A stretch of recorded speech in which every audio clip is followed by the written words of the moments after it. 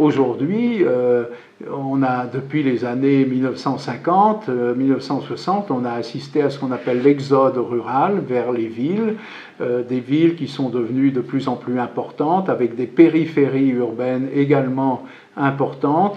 Des zones entières de la campagne se sont pour une part désertifiées, vidant du même coup les communes, les petites communes et les paroisses d'une partie de leur population.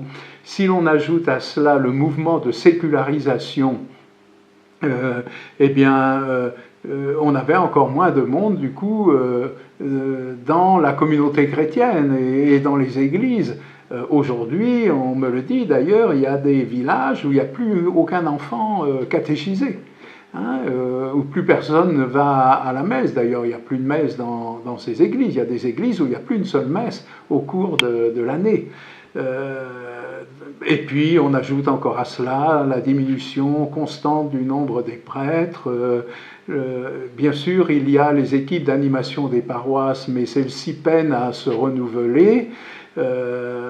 Voilà, on est un peu au bout d'un système. Alors on a répondu à un moment à cette situation en regroupant les paroisses. Notre diocèse est passé de 648 paroisses à 55 paroisses, mais on n'a pas finalement quitté le système ancien. On a fait que étendre le territoire des paroisses au point de générer chez beaucoup des frustrations. Je pense à toutes les questions autour des clochers.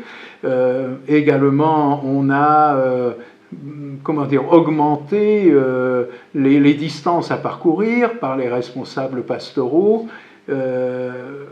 Tout ça finalement a contribué à une sorte d'épuisement des personnes, quoi.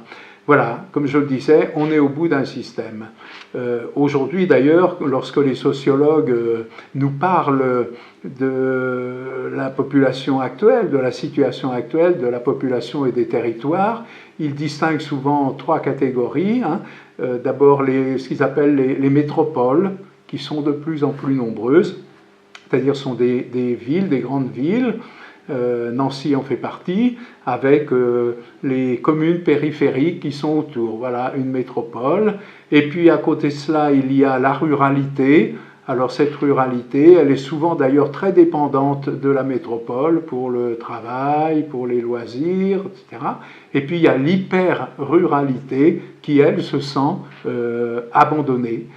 C'est la disparition des services publics et puis aussi des services de l'Église, du moins en termes de proximité.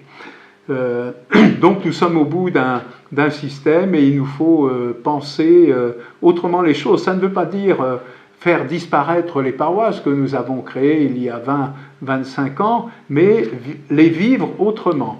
Je pense que la paroisse a une grande plasticité qui lui permet d'évoluer, de ne pas reproduire le modèle paroissial que nous avons connu, mais d'inventer un nouveau modèle paroissial. C'est le but de cette session, de cette journée, cette assemblée diocésaine ordinaire. J'ai tenu à consulter cette assemblée qui est le reflet du diocèse dans sa diversité. J'ai tenu à ce qu'elle apporte sa contribution à notre réflexion.